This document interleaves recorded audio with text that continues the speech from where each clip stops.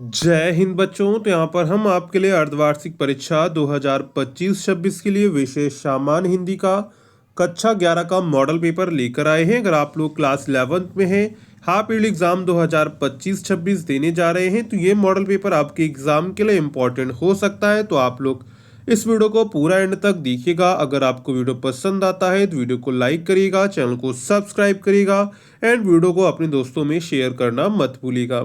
इसमें जो भी क्वेश्चंस है वो आपकी एग्जाम के लिए इम्पोर्टेंट है, तो आप लोग इन सभी क्वेश्चंस को अच्छे से तैयार कर लीजिएगा। तो यहाँ पर हमारा सबसे पहला प्रश्न आता है, दिए गए विकल्पों में से सही विकल्प चुनकर लिखिए। जिसमें हमारा सबसे पहला प्रश्न है, निम्नलिखित में से किसे खड़ी बोली का प्रथम कवि माना जाता है? अब्दुल रहमान को, नरपति नाला को, अमीर खुसरो को, धनपाल को। तो यहाँ पर राइट आंसर क्या हो जाएगा ऑप्शन के अकॉर्डिंग? तो राइट आंसर हो जाएगा अमीर खुसरो। प्रेम सागर के रचनाकार हैं सदल मिश्र, लल्लू लाल, सदाशुक लाल, ईसा अल्लाह खा। तो यहाँ पर राइट आंसर क्या हो जाएगा? प्रेम सागर की रचनाकार कौन है? लल्लू लाल हैं। तो यहाँ पर राइट आंसर हो जाएगा ऑप्शन नंबर आपका बी वाला। ठीक है। इसके बाद है वीर गाथा काल की विशेषता है। तो वीर गाथा काल की विशेषता है नारी का सौंदर्य चित्रण, प्रकृति चित्रण, युद्धों का सजीव वर्णन, मुक्तक काव्य की रचना। तो यहाँ पर राइट आंसर क्या हो जाएगा? वीर गाथा काल की विशेषता क्या है? वीर गाथा काल की विशेषता है युद्धों का सजीव वर्णन, यानी कि ऑप्शन नंबर यहाँ पर आपका जो है सी वाला करेक्ट हो जाएगा। इसके बाद है हिंदी नवजागरण के अग्रदूत थे जयशंकर प्रसाद, सुमित्रानंदन पंत, भारतेंदु हरिश्चंद्र, मुंशी प्रेमचंद। तो यहाँ पर जो हिंदी नवजागरण के अग्रदूत थे वो थे भारतेंदु हरिश्चंद्र। कौन थे? भारतेंदु हरिश्चंद्र थे, यानी कि ऑप्शन नंबर यहाँ पर आपका जो है सी वाला करेक्ट हो जाएगा। इसके बाद है हिंदी प्रदीप पत्र का संपादन होता था इलाहाबाद से, वाराणसी से, कानपुर से, दिल्ली से। तो यहाँ पर राइट आंसर क्या हो जाएगा? हिंदी प्रदीप पत्र का संपादन कहाँ होता था? ये होता था इलाहाबाद से। कहाँ होता था? इलाहाबाद से होता था, यानी कि ऑप्शन नंबर यहाँ पर आपका जो है ए वाला करेक्ट हो जाएगा। इसके बाद है हिंदी साहित्य का इतिहास के लेखक हैं हजारी प्रसाद द्विवेदी, रामचंद्र शुक्ल, डॉक्टर राम कुमार वर्मा, डॉक्टर नगेंद्र। तो यहाँ पर राइट आंसर क्या हो जाएगा? राइट आंसर हो जाएगा रामचंद्र शुक्ल। क्या हो जाएगा? रामचंद्र शुक्ल हो जाएगा। तो यहाँ पर राइट आंसर ऑप्शन नंबर यहाँ पर आपका जो है बी वाला करेक्ट हो जाएगा, रामचंद्र शुक्ल। छायावाद के कवि हैं कुंवर नारायण, जयशंकर प्रसाद, अज्ञे माखनलाल चतुर्वेदी। तो यहाँ पर जो छायावाद के कवि हैं वो हैं जयशंकर प्रसाद। कौन है? जयशंकर प्रसाद। ठीक है। तो यहाँ पर राइट आंसर क्या हो जाएगा? राइट आंसर हो जाएगा ऑप्शन नंबर आपका बी यहाँ पर करेक्ट हो जाएगा। इसके बाद है रीति मुक्त कवि हैं बिहारी, भूषण, केशव, घनानंद। तो यहाँ पर राइट आंसर क्या हो जाएगा? राइट आंसर हो जाएगा घनानंद। क्या हो जाएगा? घनानंद जो है रीति मुक्त के कवि हैं। तो यहाँ पर राइट आंसर ऑप्शन नंबर आपका डी वाला करेक्ट हो जाएगा। इसके बाद है निबंध विधा का सर्वाधिक विकास हुआ द्विवेदी युग में, भारतेंदु युग में, छायावाद युग में, छायावादोत्तर युग में। तो यहाँ पर राइट आंसर क्या हो जाएगा? निबंध विधा का सर्वाधिक विकास किस युग में हुआ था? ये हुआ था द्विवेदी युग में। किस युग में? द्विवेदी युग में। तो यहाँ पर राइट आंसर हो जाएगा ऑप्शन नंबर आपका ए वाला करेक्ट हो जाएगा। इसके बाद है सांद गीत किसका गीत संग्रह है? कीर्ति चौधरी का, सुमन राजे का, शकुंतला माथुर का, महादेवी वर्मा का। तो यहाँ पर राइट आंसर क्या हो जाएगा? राइट आंसर हो जाएगा महादेवी वर्मा का। ठीक है। तो ऑप्शन नंबर यहाँ पर आपका जो है डी वाला करेक्ट हो जाएगा। तो यहाँ पर जो हमारे 10 ऑब्जेक्टिव क्वेश्चंस आते हैं उनको हमने कवर कर लिया है। अगर आप अभी तक आपने वीडियो को लाइक नहीं किया है तो वीडियो को लाइक कर दीजिए, चैनल को भी सब्सक्राइब कर लीजिए। ठीक है। इसके बाद हमारा तीसरा प्रश्न आता है। तो तीसरा प्रश्न क्या कह रहा है? दिए गए पद्यांश पर आधारित प्रश्नों के उत्तर दीजिए। तो यहाँ पर देखिए आपको एक गद्यांश दिया जाता है। ठीक है। उस पूरे गद्यांश को आपको पढ़ना होता है। इसके बाद आपको नीचे दिए गए प्रश्नों के उत्तर करने होते हैं। जैसे प्रस्तुत गद्यांश के पाठ और लेखक का नाम लिखिए। तो इस पाठ का नाम क्या है? इस पाठ का नाम है महाकवि माघ का प्रभात वर्णन। क्या नाम है पाठ का? महाकवि माघ का प्रभात वर्णन। और इसके जो लेखक हैं वो है आचार्य महावीर प्रसाद द्विवेदी। रेखांकित अंश की आपको व्याख्या करनी है।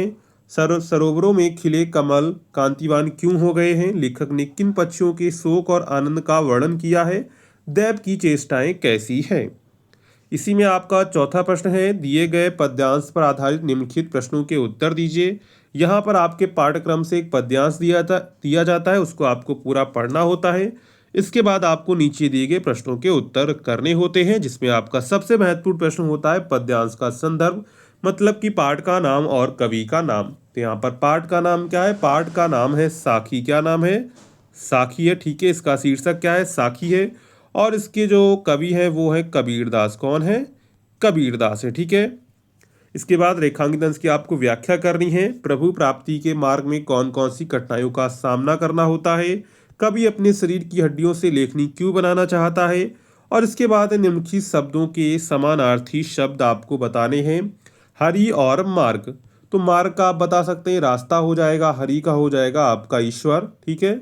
एक एक आपको हमने बता दिया, एक एक आप लोग कमेंट करके बताएंगे, ठीक है। मार्ग का और हरि का। मार्ग का एक रास्ता कर सकते हैं, एक हरि का ईश्वर कर सकते हैं। इसके अलावा कौन से हो सकते हैं? दो आप लोग कमेंट करके बताएंगे, ठीक है। इसके बाद इसी में आपका पांचवा प्रश्न है, निम्नलिखित में से किसी एक लेखक का साहित्यिक परिचय देते हुए उनकी कृतियों का उल्लेख कीजिए। भारतेंदु हरिश्चंद्र, आचार्य महावीर प्रसाद द्विवेदी, सरदार पूर्ण सिंह। तो किसी एक लेखक का आपको यहाँ पर जीवन परिचय देना होगा। इसी में आपका खा रहता है, निम्नलिखित में से किसी एक कवि का साहित्यिक परिचय देते हुए उनकी कृतियों का उल्लेख कीजिए। तो यहाँ पर भी देखिए आपको 3 कवियों के नाम दिए गए, इनमें से किसी एक कवि का आपको जीवन परिचय देना है, ठीक है। इसके बाद इसी में आपका जो है छठवां प्रश्न है, बलिदान अथवा आकाशदीप कहानी का सारांश लिखिए।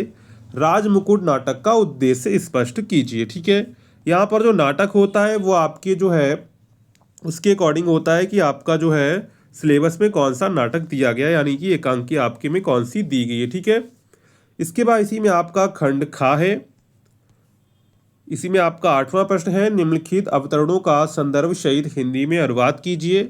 यानी आपका जो संस्कृत का होगा उसी में से आपको एक संस्कृत गद्यांश दिया जाएगा, ठीक है। उसको आपको क्या करना है? संदर्भ सहित हिंदी में अनुवाद करना है। इसी में आपका खा पार्ट होता है, जिसमें आपको अपने आपके पाठ्यक्रम से जो है श्लोक दिए जाते हैं, उनमें से किसी एक श्लोक का आपको संदर्भ सहित हिंदी में अनुवाद करना होगा, ठीक है। इसके बाद आगे चलते हैं। नौवां प्रश्न है, निम्नलिखित मुहावरों लोकोक्तियों में से किसी एक का अर्थ लिखकर वाक्य में प्रयोग कीजिए। आँख का तारा होना मतलब कि बहुत प्यारा होना। नाक रख लेना मतलब कि इज्जत रख लेना। आगे नाथ ना पीछे पखा का मतलब क्या है? इसका मतलब है कोई सगा संबंधी ना होना। इसके बाद है निम्नलिखित संधि विच्छेद के सही विकल्प का चयन कीजिए। पवित्र में कौन सी संधि है? यहाँ पर ऑप्शन दिए गए थे, गुण संधि, अयादि संधि, यड़ संधि, दीर्घ संधि। तो यहाँ पर पवित्र में कौन सी संधि है? पवित्र में आपकी है अयादि संधि। कौन सी है? अयादि संधि है। तो यहाँ पर राइट आंसर क्या हो जाएगा? राइट आंसर हो जाएगा अयादि संधि। इसके बाद है विदुदया का संधि विच्छेद है। विदुधन उदया, विदुधन उदया, विदुधन उदया और विदुधन उदया, ठीक है। तो यहाँ पर राइट आंसर क्या हो जाएगा? राइट आंसर ऑप्शन नंबर आपका सेकंड वाला करेक्ट हो जाएगा, ठीक है। इसके बाद है ज्ञानोपदेशा का संधि विच्छेद है। ज्ञान धन उपदेशा, ज्ञानोधन देशा, ज्ञाने धन देशा और ज्ञानोधन देशा। तो यहाँ पर राइट आंसर क्या हो जाएगा? राइट आंसर हो जाएगा ज्ञान धन उपदेशा, यानी कि फर्स्ट ऑप्शन यहाँ पर आपका करेक्ट हो जाएगा। इसके बाद है निम्नलिखित शब्दों में विभक्ति और वचन के अनुसार सही चयन कीजिए। नायशु शब्द में विभक्ति और वचन है। सप्तमी बहुवचन, पंचमी एक वचन, तृतीया द्विवचन, षष्ठी बहुवचन। तो यहाँ पर राइट आंसर क्या हो जाएगा? राइट आंसर हो जाएगा सप्तमी बहुवचन। आत्मनु शब्द में विभक्ति और वचन है। द्वितीय विभक्ति बहुवचन, तृतीय विभक्ति एक वचन, षष्ठी विभक्ति द्विवचन, पंचमी विभक्ति एक वचन। तो यहाँ पर राइट आंसर क्या हो जाएगा? राइट आंसर हो जाएगा षष्ठी विभक्ति द्विवचन, यानी कि ऑप्शन नंबर आपका यहाँ पर थर्ड वाला करेक्ट हो जाएगा। इसके बाद है निम्नलिखित शब्द युग्मों का सही अर्थ चयन करके लिखिए।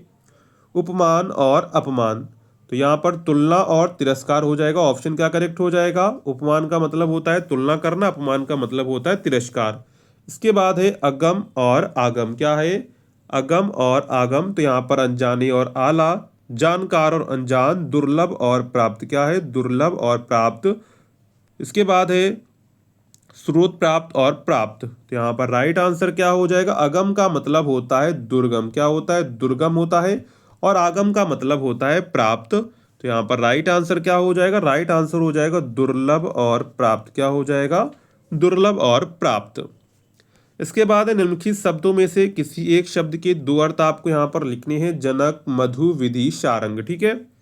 इसके बाद है निम्नलिखित वाक्यांशों के लिए एक शब्द का चयन करके लिखिए। जो अपने आचरण से पवित्र हो, शुचिकर्मा, शाक्त, सर्वज्ञ, आचारभूत। तो जो अपने आचरण से पवित्र हो उसे कहते हैं शुचिकर्मा। क्या कहते हैं? शुचिकर्मा कहते हैं। तो यहाँ पर राइट आंसर क्या हो जाएगा? राइट आंसर हो जाएगा ऑप्शन नंबर आपका फर्स्ट वाला यहाँ पर करेक्ट हो जाएगा। इसके बाद है जो ईश्वर में विश्वास करता हो, तो जो ईश्वर में विश्वास करता हो, अकृतज्ञ, कृतज्ञ, आस्तिक, नास्तिक। तो यहाँ पर राइट आंसर क्या हो जाएगा? जो ईश्वर में विश्वास करता हो उसे कहते हैं आस्तिक। क्या कहते हैं? आस्तिक कहते हैं। तो यहाँ पर राइट आंसर हो जाएगा ऑप्शन नंबर आपका थर्ड यहाँ पर करेक्ट हो जाएगा।